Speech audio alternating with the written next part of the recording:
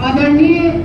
इस पंचायत के अध्यक्ष उदयराम जी और सम्मानित पंच और समस्त जो बड़े बुजुर्ग हैं, छोटे बड़े भाई बहन हैं और सम्मानित व्यक्ति सभी को मेरा हार्दिक अभिनंदन। आज हम यहाँ एक हरियाणा में पंचायतों का दौर तो हमेशा से रहा है कि पंचायत के जो फैसले जब हरियाणा में होते हैं तो सबसे सर्वमान्य होते हैं, उसके आगे कोर्ट कचहरी सब धरे रह जाते हैं। आज यही एक स्थिति जो है राजनीति में भी पैदा हो गई, क्योंकि राजनीतिक जो पार्टियां थी वो गलत निर्णय लेने लग गई और उन्होंने जनता पर जो उम्मीदवार है वो थोपने लग गए। चाहे वो उम्मीदवार 5 साल में, 10 साल में, 20 साल, कितने भी साल रहे हो, वो जनता के सुख दुख में आए या ना आए, क्षेत्र की समस्याओं के लिए बात करे या ना करे, ये पार्टियां पब्लिक प्राइवेट लिमिटेड कंपनियां बन के रह गई हैं। तो इसलिए फिर हरियाणा के लोगों ने, जो सम्मानित जितने भी लोग आज यहाँ बैठे हैं, उन्होंने निर्णय लिया कि हरियाणा में फिर से जो है जो आम आदमी जनता है, जो पंचायतों में, उनको सक्षम बनाया जाए ताकि अच्छा उम्मीदवारों को चुनकर विधानसभा में भेजा जा सके।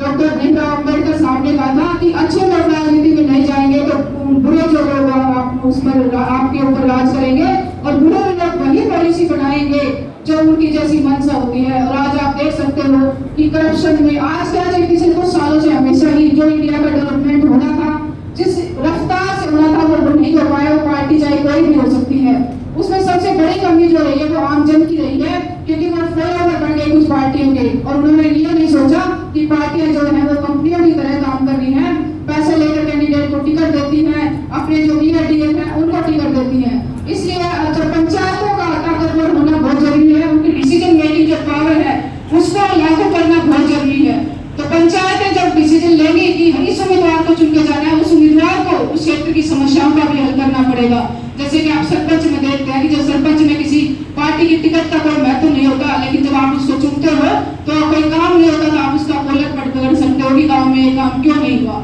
इसी तरह विधायक और एमपी चुनने का काम जब पंचायतें अपने खुद डिसीजन लेंगी कि यह उम्मीदवार हमारे क्षेत्र के लिए अच्छा है तो उस क्षेत्र का विकास होगा। 1966 में जब हरियाणा बना, तब से हमारा जो दक्षिणी हरियाणा है, आप उसको देख सकते हो कि किस तरह से वो एक काला पानी उसको कहा जाता था, किस तरह से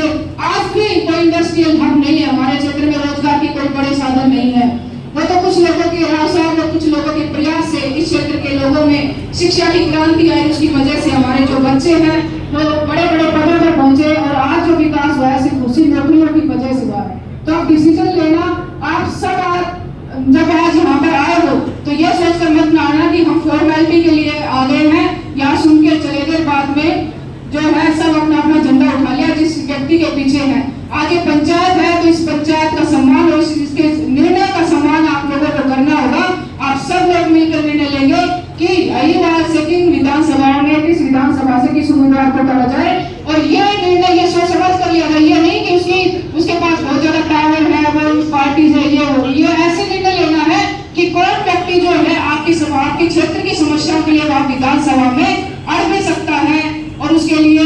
धरने पर भी बैठ सकता है अपने क्षेत्र के विकास करवाने के लिए।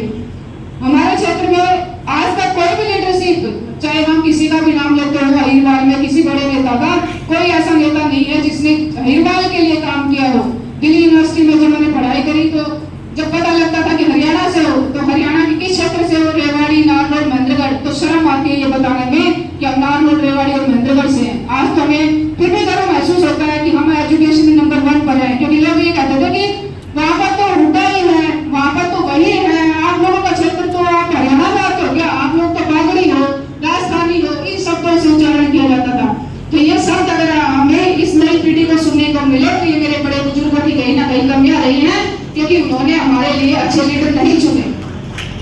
तो आज इस महापंचायत में ऐसे निर्णय होने चाहिए कि ऐसे स्ट्रॉन्ग और इंसान जो आपके क्षेत्र के लिए काम कर सके, आपके बच्चों के अधिकारों के लिए काम कर सके, आने वाली पीढ़ी के लिए काम कर सके, ऐसे उम्मीदवारों को आज इस पंचायत में आपको चुनना है और उस उम्मीदवार को जिताने के लिए अपना तन मन धन वो सब आपको समर्पित करना है। तब पंचायतों का सच में ही कोई महत्व है ये सरकारों को पता लगेगा। और जब भी वो अपनी टिकट बांटेगी तो एक बार पंचायतों से डिसीजन से जरूर पूछेगी कि आप लोग बताओ कि कौन सा कैंडिडेट चुनना है। अगर लोकतंत्र को मजबूत बनाना है आपको तो पंचायतों के निर्णयों को भी मजबूत बनाना होगा। मैं इन्हीं शब्दों के साथ अपनी बात को खत्म करती हूँ। जय संविधान, जय भारत,